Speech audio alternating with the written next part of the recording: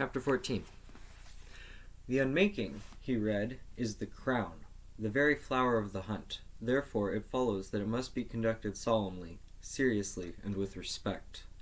There are two parts thereof, namely the abbey and the undoing.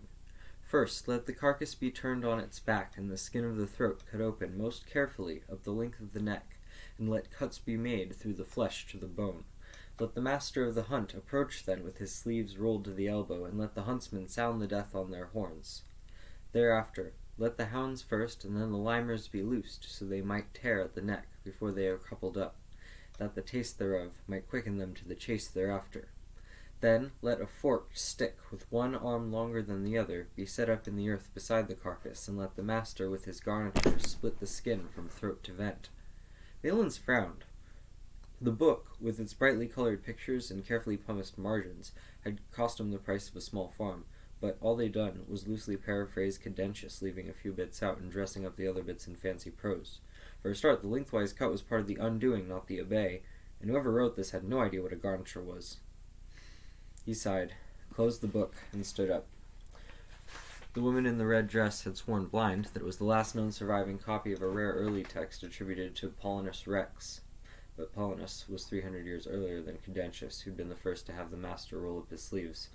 He'd had 20 good weight thalers he'd never see again, and still the woman in the red dress hadn't brought a letter.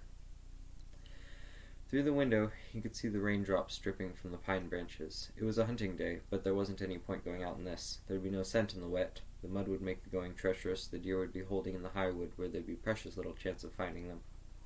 The sharpness of his disappointment surprised him. The rain would stop soon. There would be other days. The deer would still be there next week.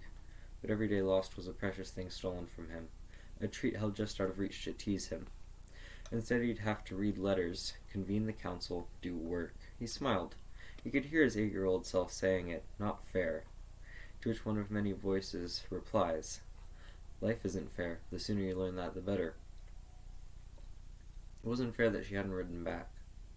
It had never been this long before, and it was no good saying there hadn't been a suitable courier, because 5 women in red dresses had been and gone, a velvet cloak, a set of rosewood and whalebone chessmen, a pair of pointy-toed shoes, very latest style, a marquetry box to keep things in, and finally the bloody useless book, all from Aremia, all without a letter, and on top of that it was raining. On a table beside the window lay a pile of documents, routine reports mostly, from his prefects, agents, and observers, making sure he knew the facts before anybody else did. He sat down and picked one off the top of the heap. The handwriting was steep and cramped, and he recognized it. His man had loaned a Zepp, with the full account of the landing of the Mezentine mercenary army. He'd had the gist already, but there would be a great deal to be gleaned from the details, from the descriptions of the staff officers to the numbers of barrels of arrows. He read it, then read it again. The information was good and solid, but he couldn't get his mind to bite on it. He smiled, because he could picture his father sitting at this very table. Back then, of course, it was downstairs, in the small anteroom off the great solar, but the daylight lasted longer here in the West Tower, waiting through his paperwork with palpable growing impatience until he jumped up from his chair and stormed out of the room to go and look at the horses or the dogs. Somehow he'd always managed to absorb just enough from his reports to stay sharp, but he'd always lived in and for the present moment, content to resign to react to each development as it came. He'd been the same when playing chess, too. He'd never quite come to terms with the idea that the point of the game was to trap the enemy king rather than slaughter the opponent's pieces like sheep. That thought brought back the first time Valens had ever beaten him. It was an ambiguous memory, because even now he couldn't call it to mind without an automatic smirk of pride. He'd used his father's aggression against him, luring him into checkmate with the offer of a gaggle of defenseless pawns, pinned him in a corner with his only 2 surviving capital pieces, while his father's queen, bishops, and knights stood by unused and impotent. But he also remembered the disbelief, followed by the hurt, followed by the anger. They hadn't spoken to each other for 2 days afterward. A report from Boton about the meeting between Duke Orsi and representatives of the Curie Hardy. Well, he knew about that. Orsi had picked the wrong sect to make eyes at, and the whole thing had been a waste of time. A report from Civitas Eremei about the Mezentine defector Vaatzes. What he'd been up to was still unclear, but he got money from somewhere to set up a factory and was buying up blue myron, old horseshoes, farm scrap iron of all kinds. Also, he'd hired half the blacksmiths and carpenters in the city. Valens raised an eyebrow at that. If he'd heard about it, he was pretty sure the Mezentines had too, and surely such reports would confirm their worst fears about defectors betraying their precious trade secrets. If this Vaatzes had deliberately set out to antagonize the Republic, we couldn't have gone about it better. Valens went back a line. Broken scythe blades, rakes, pitchfork, tines, hooks, hammers, any kind of scrap made of hardening steel. Also charcoal in enormous quantities, planed and unplaned lumber. The steel suggested weapons, the lumber sounded more like building works. He folded down a corner of the dispatch and moved on. Petitions, he groaned aloud, allowing himself the indulgence of little melodrama, since there was nobody else there to see. Not just petitions, appeals from the General Assizes and the Marches Assizes and the levy sessions, appeals on points of law and points of fact, procedural irregularities. The original summons recited in the presence of 8 witnesses rather than the prescribed 7. How could that possibly invalidate a man's case? He had no idea, but that was the law. Limitations and claims out of time. He could just about have endured a morning in court with a couple of clever speakers to entertain him, but the thought of sitting at a table and fighting his way through a 2-inch wedge of the stuff made him wince. Nevertheless, he told himself, I am the Duke, and therefore duty's slave. Never mind. He broke the seal on the first one and tried to concentrate. Alleged that Marcianus Loliotis of Ascra in the Dalmatic ward, beginning in the time of Duke Valentinius, on occasions too numerous to particularize, entered upon the Dubesne land of Aetius Cassinus, with the intent of cutting hay, the property of the said Cassinus. Defended that the said land was not the Dubesne land of the said Cassinus, having been charged by the said Cassinus' grandfather in the time of Duke Valentius, with payment to the great-grandfather of the said Loliotis of Heriot and customary mortmain, which payments were duly made, but without the interest thereto pertaining. Accordingly, the said Loliotis, having the interest in the said land, there was no trespass, further or in the alternative. It took him a long time, and he had to check many cross-references in many books before he managed to get it all straight in his mind. But he got there in the end. As usual, it was nobody's fault. Both of them were sort of right and slightly wrong, and there wasn't a clear-cut or obvious solution because the law was outdated, contradictory, and sloppily drawn, made up on the spot by his great-great-grandfather, probably because he was bored and wanted to go outside in the fresh air and kill something rather than sit indoors. Warily, Valens uncapped his inkwell, dipped the nib, and started to write. It didn't have to be fair copy. He had secretaries to do the bland, beautiful, cursive law hand that needed to stay legible for centuries. But the sheer effort of writing made his wrist and forearm ache, and although he knew what he wanted to say, it was hard to keep everything in order. The points, facts, and conclusions strayed, like willful sheep, and had to be chased back into the fold. He lost his way twice, had to cross out and go back. The pen dropped a big, fat blot, and he swept his sleeve across it before he noticed. When finally it was done, he read it through twice, once silently, once aloud, for errors and ambiguities. He made 3 corrections, read it through again, and realized one correction was actually a mistake. Corrected the correction, read it through one more time, sprinkled and blew off sand, put it on the corner of the desk for the copyist to deal with later. Last step, he made a note in the margin of the relevant page of his copy of the Consolidated Digest, in his smallest writing. Can't charge for Heriot in third generation, statute barred after second, but relief supply and equity. To save himself the effort of doing all the research if the point happened to ever come up again. It was a good practice recommended by several authors on jurisprudence, and he'd wasted more time looking for notes he'd made 18 months ago, but forgotten exactly where or under what than he'd have spent looking it all up from scratch. Just think, he told himself. Men scheme and betray and murder so as to get to be kings and dukes, and then this is what they end up doing all day long. Serves them right, really. Mercifully, the next 3 petitions weren't nearly so bad. 2 of them were points he knew, and there was already an annotation on the relevant page of the book for the 3rd, not his writing, or his father's, his grandfather's maybe, or the great-uncle, during his father's short but disastrous regency. Possibly, on a better day, he'd have checked for himself, rather than taken the unknown writer's word for it, possibly not. The 5th petition made up for the 3 easy ones. It was something to do with uses on lives in being and the perpetuity rules, which he'd never been able to understand, and there was a barred entail, a claim of adverse possession, and the hedge and ditch rule thrown in for good measure. He could have been outside in the fresh air, killing something, a wry smile for his earlier self-righteousness. But he fought his way through to the end, realizing he still couldn't make head or tail of it, and decided to split the difference. Farmer Mazaninis could have the north end of the field, and Farmer Iskinis could have the south end, and they could share the bloody water and like it. Enough justice for one day. Too much fun is bad for the soul. Perhaps, he thought, the ink bottle was still uncapped. He had plenty of paper left.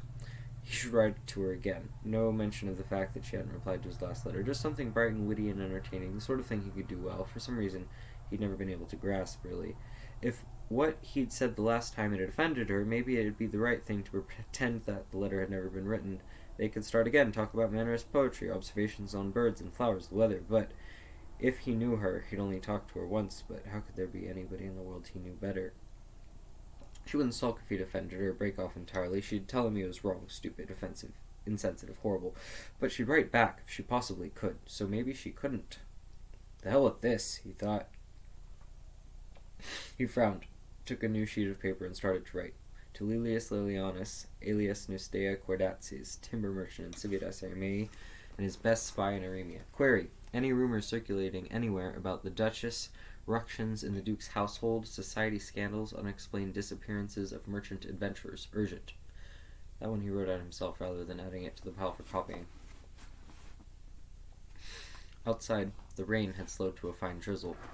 He went down 2 flights to his wardrobe, quickly put on an oilskin cloak, big hat, and waxed boots, collected a bow and quiver from the ash-can, an old self-bow that wouldn't come apart in the wet, and left the castle by the north end postern, headed for the Duponts.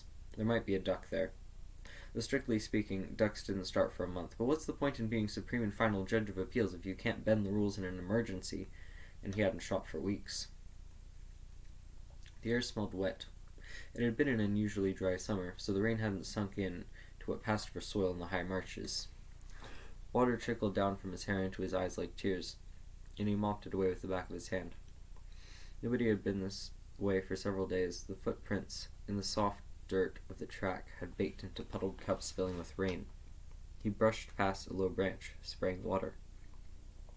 A drop landed on his tongue, and he spared some attention to taste it.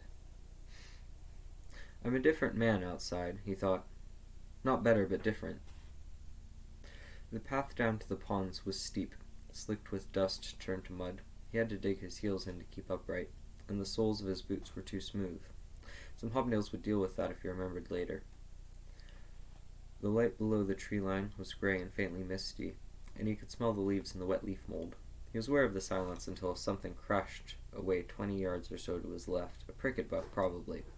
He'll keep, he thought, and made an entry in his mental register. There weren't any duck, which was probably just as well for his conscience. He stood under a crooked beech tree for half an hour, listening to the rain and watching for ducks fighting in the evening feed. But nothing showed, so he shot a big old crow out of the upper branches and went home. They had told her that Orsi was in the arbor behind the chestnut tree. She called his name a few times, but he didn't reply, so she assumed he'd gone back inside. Then she caught sight of a flash of blue through the curtain of a trailing vine. He hadn't answered her because he was asleep. Like an old man, she thought, snoozing in the afternoon. Orsi never slept during the day. Indeed, he resented sleep on principle, the way people resent paying taxes. It wasn't fair, he told her once, that nature only gave you a very short time on earth and then saw fit to steal a third of it back from you. At one time, he'd tried to train himself to make do with less of it, like a devious banker, he'd said, clipping little bits off the edges of coins. If he learned how to get by on 7 hours a night instead of 8, he'd told her, at the end of a year, he'd have gained 15 days. Suppose he lived another 40 years, that'd be over 18 months, absolutely free, but it hadn't lasted, of course. He struggled through 6 weeks of the new regime, yawning and drifting off into daydreams, and then issued a revised opinion. Scrounging extra time by neglecting a vital function like sleep was counterproductive. For every waking hour gained, you sacrificed 2 or 3 spent in your days, halfway between concussion and a bad hangover. In fact, 8 hours wasn't really enough. 9 hours, on the other hand. 9 hours would lose you 18 months, theoretically speaking, but the extra energy and zest you'd get from being properly rested would mean you'd fit more activity into your voluntarily truncated life than you managed to wring out of your unnaturally extended one. He was asleep now, though, dead to the world. with his head cradled on his arms, his face buried in the extravagant sleeves of his blue slash-cut doublet. Men say that the sight of a man asleep touches a woman's maternal instinct. For once, she thought, men might have a point. He looked about 12 years old, his hair scrambled, the tip of his nose visible in the crook of his elbow. She felt a deep-seated urge to tuck a blanket around him. "Orsi," she said. He didn't stir, so she came closer. "Orsi." At least he didn't snore. She could never have endured a snorer. Her brother had snored so badly all through her early years that when he slept at her under the great solar, no barrier to the excruciating noise except a tapestry screen, her first thought when they told her he was dead was that now she'd be able to sleep at night. False optimism. By the time she'd driven his face out of her dreams, her father's had replaced it. Lately, she dreamed about Orsi, dead on the battlefield, or hanging by his hair from the low branches of a tree. "Orsi," she said. He twitched a little like a pig. She smiled and sat down beside him. When he was so fast asleep that her voice didn't stir him, it meant he'd wake up of his own accord quite soon. She could wait. She could sit and read the letter from Mayat and get the particular chore out of the way. Mayat to Beatrice greetings. Or not. It was a warm, mellow autumn day, too pleasant to spoil with echoes of the most annoying of all her sisters. There was something about Mayat, even on paper, that made her want to break things. That was, of course, unreasonable. It wasn't Mayat's fault that she was a widow, and there was nothing inherently wrong with a noble woman in reduced circumstances, putting on the red dress and trekking around the world, buying and selling things. It had taken her away from home, and it meant that her visits to Civitas Armei were pleasantly infrequent, though not nearly infrequent enough. She made enough money at it, God only knew. There were times, black times, in the middle of the night, when her dreams stabbed her awake, when she suspected that Mayat had considerably more money than she did. And wouldn't that count as high treason, being richer than your duchess? And it gave her plenty of scope for her exceptional gift for whining. Mayat to Beatrice, greetings. Well, here I am in Servox. It's a nasty, smelly place. The water in the public reservoir is green on top, and there are green, squiggly things living in it. Probably explains why the people here don't wash. The food tastes like armpit.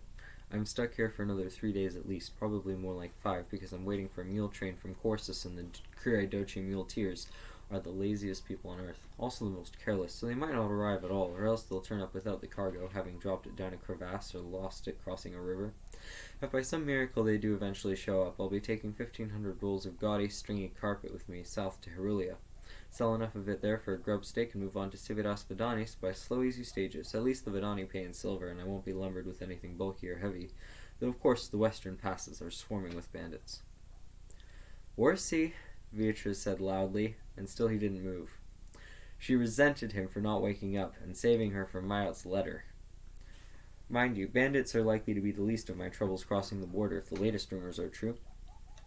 They were saying in Durodrysi that there could be a war, Irimi against the Republic. I told them don't be silly, the war's been and gone.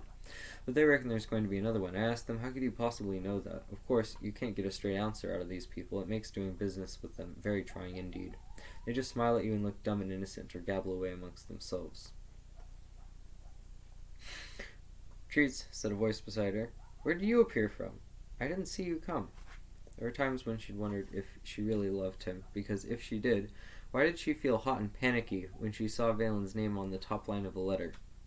And there were times like this, when it was so obvious she loved him, it was surprising how passers-by could see them together and not grin. She'd never doubted him like that. She knew exactly what and how Orsi felt, as though there was a little window in the side of his head and she could read all his thoughts written up on a blackboard. You are fast asleep, she said. He groaned. What's the time? I only came out here so I could concentrate on this wretched report. I tried reading it indoors, but people kept coming and talking to me, so I slipped out here. About an hour after noon, she said. Hungry? He shook his head. He was never hungry when he had just woken up. I'll have something later. I'll also need to see Meal about this purchase order business. We can have something together. She nodded, hurt. But he was looking dozy and creased, and she knew he hadn't meant it to sound the way it came out. What's the report about? She asked. Something important. Unfortunately, he said. Those horrible machines the Mezentines used on us. The exile, that chap we found, he reckons he can build them for us, loads of them up and quickly. The committee's agreed and placed an order. Can they do that? She asked. Without you agreeing, I mean. He smiled. No, they can't, he said, which is why I've got to read their report and then sign it. Then they'll be able to.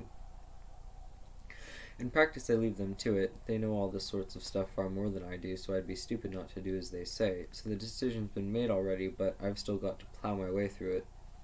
Can't you just sign it and pretend you've read it? He laughed, as though she'd meant it as a joke. He offered me something like it before, he said, the day we found him, in fact, and I turned him down. To listen to him talk, he was going to turn the whole of Civitas into one huge factory. Now he's back again, apparently, and he's got Sorit Caliphates putting up the money in an old tanner's yard, which he's... Sorit Caliphates, she interrupted. Lycinus' father? Orsi thought for a moment. That's right, he said. I'd forgotten you knew the family. How is Lycina, by the way? Haven't seen her for a while. She hesitated, but the hesitation was too obvious. He noticed it. Cario was wounded in the war, she said. He lost an arm, and he was in pretty bad shape for a while, but last I heard he was on the mend. They've gone back to his uncle's place out on the Green River while he gets his strength back. Ah, Orsi said, and for a moment she saw that terrible look in his eyes, something new to feel guilty about ambushing him in his safe place, like the hunters in Bowen's stable. Anyway, he went on, that's what this report is about, and even if I could say no, now that the council's approved it, I wouldn't. He shook his head, like a horse plagued with flies in summer. I hate the thought of those machines after what they did to us. I can't get those pictures out of my head. All those dead men pinned to the ground, and the ones who weren't dead yet. But if there's going to be an invasion, which there won't be, she said, if there's going to be an invasion, and if this wretched man can make them for us so we can put them up on the ramparts and shoot down the road, just think, geez, what could be the difference between surviving and being wiped out? So, of course, we've got to have them, even if it's an evil, wicked thing. He turned his head away so he wasn't looking at her, as if he could pass on the infection through his eyes. People used to think, he said, that there were gods who punished you if you did bad things, and sometimes I wonder if they're not still up there in the clouds or on top of Crane Mountain or wherever it is, where they were supposed to live. It'd be a joke if they were, don't you think? But if they really are still there, it'd be better if they only had me to pick on for arming the city with scorpions rather than all of us. It all comes from my mistake, so... You should hear yourself, she said. Really, Orsi, this is so stupid. He shook his head again. I keep having these dreams, he said. About this place my uncle Akima took me once when I was a kid. It's on a hilltop in the Lanceta. There's a river winding around the bottom of the hill. Really peaceful and quiet. You can go for miles, but you wouldn't see another human being. But years ago, 1,000 years, Uncle Ak said, it was a great castle. You could still make out ditches and ramparts and gates, just dips and humps in the ground now, with grass growing. In my dream, I'd been climbing this hill, and I'm asking my uncle who built it, and he says nobody knows. They all died out so long ago, we don't know a thing about them. And when I get to the top and look down, it's not the Lanceta anymore, it's here. And then I realize I'm seeing where Civitas used to be, before the Mezentines came and killed us all, till there wasn't any of us left, and they only came because of me. That's ridiculous, she said. It's just a dream. He turned a little more. His back was to her. Anyhow, he said, that's why I've got to read the stupid report. I see, she said. I'm sorry. I wouldn't have woken you up if I'd known.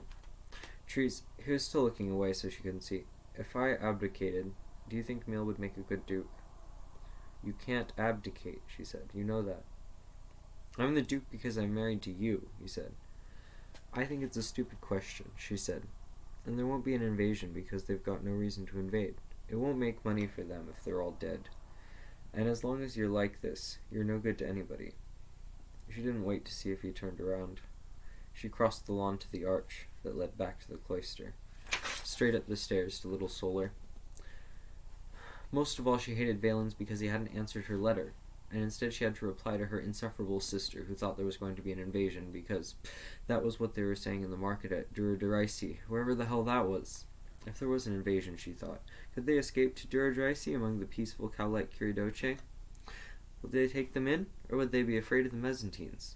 She had a good mind to sit down right now and write to Valens, telling him she didn't want to hear from him any more. It was wrong anyway, the secret correspondence. She ought to put an end to it before it was found out and people got the wrong idea. Would Valens protect them? Protect them both? The boy she'd spoken to would, but he wasn't the man who wrote to her about Manner's poetry and the hover of the peregrine and the blind carter whose dog opened gates for him. She knew him too well. He'd protect both of them just as he rescued Orsi in the Butter Pass, even if it brought the Mezentines down on him and lost him his duchy. He'd do it for her, but she'd lose him. If she lost him, she'd have nothing except Orsi. I love Orsi, and I could never love anybody else. But would that be enough? If I had nothing else? Ziani was tired. He felt like he hadn't had a good night's sleep for a year, though in fact it was only a few days. Only since Sharnak Dukas had placed his order. Since then, he'd been up at first light each day, cutting 16-ounce leather on the saddler's shear, ready for when Kantakaseni arrived. He cut out the pieces. Kantakaseni nailed them to the formers, did the boiling, shaping, and tempering. When Kantakaseni went home in the evening, Ziani did the riveting, assembling, and fitting. They were getting on well ahead of schedule. When he finished work for the day on the hunting armors, he went round to the main shop, checking the men's progress on the first batch of scorpions. They were turning out well too, even the lockwork and the springs. After that, he'd sit in the tower and read, either King Fashion or the equally seminal and tedious Mirror of the Chase. He couldn't make up his mind which of them he hated more, but now he knew 2/3 of both of them by heart, before finishing up the day with an hour's archery practice in the cellar. He was doing well with the archery. This was perhaps the most surprising thing of all, since he'd never held a bow in his life before he left Mazentia. Because he had no money to buy one, and didn't know how to make one, he'd had to reinvent the bow from scratch. A bow, he realized, is just a spring. He knew how to make springs, so that was all right. He had no idea whether there was such a thing as a steel bow, but he went across to the forge after the men had gone home, drew down a length of broken cart spring into a long, elongated diamond, worked each end down to a gentle distal taper, shaped it till it looked like pictures he'd seen in books, and tempered it to a deep blue. His first attempt at a string was 3 strands of fine wire which cut his fingertips like cheese. Luckily, King Fashion had a bit to say about bowstrings. They should be linen, he reckoned, rather than hemp. He made a second string out of 12 strands of long linen serving thread, and when it broke, the top limb of the bow smacked him so hard under the chin he blacked out for quite some time. His next attempt, 18 strands, seemed to be strong enough and hadn't broken yet. Whether or not the thing he practiced with was a bow in any conventional sense of the term, it did seem to work. He was using 3/8 cedar dowel for arrows. He knew you were meant to tie or glue bits of feather on the ends, but he didn't have any feathers, and the arrows seemed to go through the air quite happily without them. He cut his arrows at 30 inches because that was as far as he could draw them without them falling off the bow. For a target, he had a sack lying on its side stuffed with rags, straw, and general rubbish. He painted a circle on it with whitewash, and at 15 yards, which was as far back as you could go in the cellar before he bumped up against a wall, he could hit the circle 4 times out of 6, thanks to the mirror, a picture he'd seen in a book many years ago, dogged perseverance, and a certain degree of common sense. One time in 5 that he loosed the arrow, the string would come back and lash the inside of his forearm. He had a huge purple bruise there, which meant he had to keep his sleeve buttoned all day in case one of the men noticed. He'd made up a guard for it out of offcuts of leather, but it still hurt. Meanwhile, the inside of his right forefinger tip was red and raw. There wasn't much he could do about that.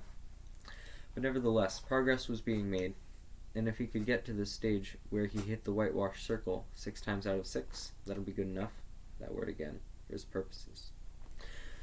Whether or not the opportunity would present itself when the time came was, of course, entirely out of his control. It depended on the whim of a hunted animal, and the choices and decisions of an unascertained number of hunters, beaters, and other unknowns, following rules he was struggling to learn out of a book and didn't really understand. It'd be sheer luck, he hated that. But if he got the chance, at least he'd be prepared to make the most of it. Hence King Fashion, the mirror, the steel bow, and archery practice. Yesterday he'd forgotten to eat anything. Stupid. There was plenty of food. A woman brought it in a basket every morning and left it in the lodge. Caliphates had seen to that. A curious thing to do, almost as if he was concerned about Ziani's well-being. And he'd asked about it the last 2 times he'd visited. "Are you sure you're eating properly?" As though he was Ziani's mother. "Just looking after his investment," Ziani told himself as he lined up the leather in the shear. "All these people care about is how much money I can make for them. If I don't eat and I get sick, I can't work. That explains it all." He fed the edge of the hide in under the top blade of the shear, making sure it was in line. He'd drawn the shape onto the leather with a stick of charcoal because that was all he had to mark up with. Because of that, the lines were far too thick, allowing too great a margin of error, so he'd had to concentrate hard to see the true line he needed to follow. There was far too much play in the shear for his liking. He'd had to buy a shear because there hadn't been time to make one, and it was mezzantine made but very old and bent by years of brutal mishandling. He hated every part of this sloppy, inaccurate work, but it had to be done just in case the opportunity arose. "You there?" Kantakaseni. He glanced up at the high narrow window, but he was kidding himself. Back home there were clocks to tell the time by. Here they seemed to manage it by looking at the sun, but the slim section of grey and blue frame by the window had no sun in it. He had an idea that Kantakaseni was early this morning, but he couldn't verify it. God, what a country. He has come through. He smiled. By unspoken agreement they didn't use each other's names. Kantakaseni couldn't very well call him Ziani, and Master Vaatsis would have been ridiculous coming from a man who'd been peening rivets and curling lames for the nobility when Ziani was still learning to walk. For his part, he didn't understand Arimian industrial etiquette and couldn't be bothered to learn. With goodwill and understanding on both sides, and a certain degree of imagination, they'd so far managed to bypass the issue completely. "Are you early?" he asked, as Kantakaseni shuffled in. "A bit. I need to get a moves on. We've still got half the greaves and cuisses and all the gorgets to do." Ziani shrugged. "I've cut out the gorget lames. They're ready for you. I'll have the greaves and the cuisses by dinner time." Kantakaseni looked at him, a curious blend of admiration, devotion, and also hatred. He could more or less understand it. A few days ago, Ziani had known nothing about the subtle art of making boiled leather armor, and Kantakaseni had been back on his familiar ground where he knew the rules. He hadn't presumed on that superiority, but it was pretty clear he'd relished it while it lasted. Now here was Ziani cutting out a thick stack of lames before breakfast, as well or better than Kantakaseni could have done. A god would feel unsettled, Ziani thought, if a mortal learned in a week how to make rain and raise the dead. "That's all right then," Kantakaseni said. "I'll get a fire laid in." "Already done," Ziani said. "You can get up with the nailing up while the water boils." The shear was even more sluggish today than usual. It munched the leather rather than slicing it, chewing ragged, hairy edges instead of crisp, square-sided cuts. Ziani quickly diagnosed the problem as drift and slippage in the jaw alignment. He could fix it, but he'd have to take the shear apart, heat the frame, and bend it a little. A sloppy cut, on the other hand, was no big deal in this line of work, since the shrinkage turned out even a perfectly square-shorn edge into a rounded burr, in need of facing off with a rasp. There was something infuriating about seeing poor work come out indistinguishable from good work. Tolerating it was practically collaborating with evil. The greaves were one big piece, rather than lots of small lames put together, but their profile was all curves, a misery to cut even when the shear had still been working properly. He knew how to design and build a throatless rotary shear mezzantine pattern that would handle the curved profiles effortlessly, but there wasn't time. It was horribly frustrating, and he felt ashamed of himself, but it was better work than the Duchi's foremost armorer could have done, and that was no consolation whatsoever. The men were turning up for the start of their day. They would be cutting and joining wood to make scorpion frames, forging the joining bands, filing and shaping the lockwork. Other hands than mine, he thought, and he wasn't sure whether that was a good thing or not. They would be doing his work while he was wasting his time cutting and riveting leather to protect an aristocrat and his hangers-on from pigs with big teeth. It was hard to relate that to the invisible machine. Faith was needed, and he'd never really believed in anything much, apart from the two things he'd lost, which were all that mattered. Kantakaseni was whistling. He did it very badly. So badly, in fact, that Ziani stopped work to listen. If there was a tune involved, he couldn't detect it. He found he was grinning. Kantakaseni had music, even horribly mutilated music. Didn't seem to go together. "You're in a good mood," he said, when Kantakaseni came to collect the next batch of cutout pieces. "What makes you say that?" Ziani shrugged. "I don't know," he said. Kantakaseni hesitated. Apparently he had something on his mind, but was uncertain as whether he could or should talk about it. Ziani turned back to the shear. It would have been quicker to take it to bits and straighten it after all. He hated the shear and everything it stood for. At that moment all the evil in the world resided in its bent and misused frame. There's a certain comfort in knowing who your enemies are. "If you must know," Kantakaseni said, "my wife's coming home today." "Is that right?" Ziani said to the shear. "She's been away then?" "Yes." He couldn't see Kantakaseni's face, and the word was just a word. "She's in service, see, lady's maid. The family's been away out east for 3 months. "Ah," Ziani said. "So that's why you're in a good mood." "Well, yes." There was obviously something in his manner that was annoying Kantakaseni, keeping him there, talking when he should be next door, nailing bits of leather to bits of wood. "I missed her, see. I don't like it when she's got to go away, but she doesn't want to leave the family. Been with them 15 years. "Well," Ziani said, "if you don't like her going away, you should tell her to pack it in. I think you could do without her wages now that you're working here." "Well, like I said, she wouldn't want to let the family down." Ziani didn't answer, and he hunched his shoulders a little to show that it was none of his business, but Kantakaseni didn't seem to be able to read body language. "You married?" he asked. "Yes." "Kids?" "A daughter," Ziani replied. Silence. Then Kantakaseni said, "Must be hard on you, then." "Yes," Ziani said, "and I don't suppose I'll ever see them again." "I couldn't handle that," Kantakaseni said. "No." Ziani let go of the shear handle. It was important that the line be cut straight, since the lame had to sit true. "Nor me." He turned around slowly. "It's difficult," he said. "It's fortunate I'm an engineer, really, otherwise—" he shrugged.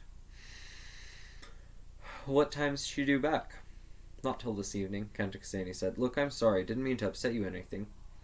"No, of course." Ziani smiled, though his face felt numb. "If you want to knock off early, you go ahead." "That's all right. Like I said, she's not back till late." "Suit yourself." It felt like all the poison in his blood was sinking into his toes and fingers. "If you change your mind, go on anyway." "Thanks." Kantakaseni frowned, as if considering a puzzle. "I'd better be getting on," he continued. "If we lay into it, we can have the greaves finished today." "Yeah, fine." Ziani turned his back on him, laid his hand on the shear handle. He heard footsteps, then the whistling, far away and still terrible.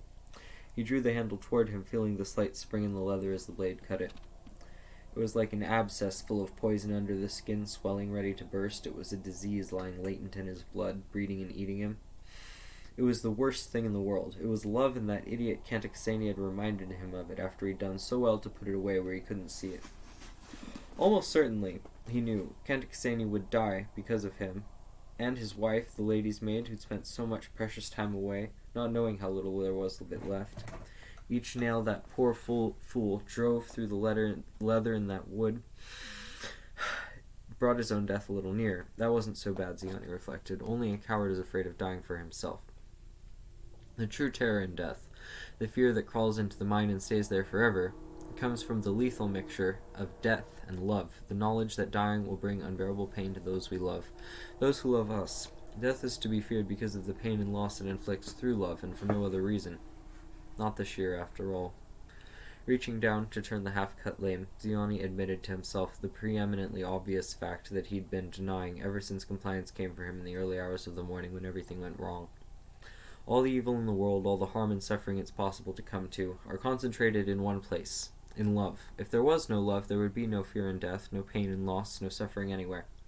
If he could string his steel bow and knock an arrow and kill love with a single shot to the head, it'd go down in history as the day mankind was rescued from all its torments and miseries. If he could meet love face to face down the narrow shaft of a sphere, like a hunter standing up to charging boar, wolf, or bear, if he could kill the monster and set the people free from all evil, then the Aremians wouldn't have to die, or the Mezentines, or the Vidani, or the Kurihardi, or the Kuridochi, or all the other nations of victims, whose names he didn't even know yet. In old stories, there are dragons who burn cities, gigantic bulls from the sea and boars with steel tusks, terrible birds with the heads of women and the bodies of lions, and a hero kills them. It's so simple in stories because once the monster is dead, the pain is over and done with. The monster has a heart or a brain or lungs that can be pierced. It's a simple mechanical problem of how to get a length of sharp steel through the hide and the scales and the armor. But love hovers over the dying. It lies coiled waiting to strike at the exile, the lover betrayed or unrequited. It chains men to the places where they can't bear to be, forces them to endure all tyrannies, injustices, and humiliations, rather than run away and leave the ones they love, the ones who love them. It baits its trap with everything good in the world, and arms it with everything bad. And it survives, thriving on its own poisons, growing where nothing else can live. An infestation, a parasite, a disease. Kantakaseni misses his wife. He thought, me too. And it's likely I'll never see her again, but because of love, I'm building a machine that'll smash cities and slaughter nations and bring to an end the magnificent, glorious, holy, perpetual Republic of Mezentia, all simply so that one day I might be able to go home and see her again, see them both, my wife and my daughter. Such a little thing to ask, such a simple operation for a machine to perform. Every day in cities, towns, villages all over the world, men come home to their wives and children. A simple thing. It's nothing at all, for everybody else, but not for me. I've got to breach the city wall, bash through the gates, pick my way over the dead bodies of millions, just to reach my own front door and get home. So much easier and more sensible to give up, start again, stay here in Civitas-Armée and get a job, but I don't have that choice because of love. Instead I have the machine, and faith that love will prevail, because love conquers all. Someone came in and asked him to go and look at the scorpion frames. Ziani followed him, not really aware of who he was or what he wanted. He saw them, squat and ugly and botched, inherently flawed, abominations in every sense of the word. He measured a few of them at random with the yard and the inside calipers and the dog-leg calipers. They were sloppy and only fitted where they touched. But they were within tolerance, because he was working on a completely different set of tolerances now. He looked at them, drawn up like a squad of newly levied troops. Awkward, horrible. In his mind's eye he gave them locks, springs, sliders, winches, and saw that they were abominations, but they would do what had to be done. He loved them, because they would slaughter the hireling Mezzantine army by the tens of thousands. They would defend the citadel of Aremia for a time, and then they would fail.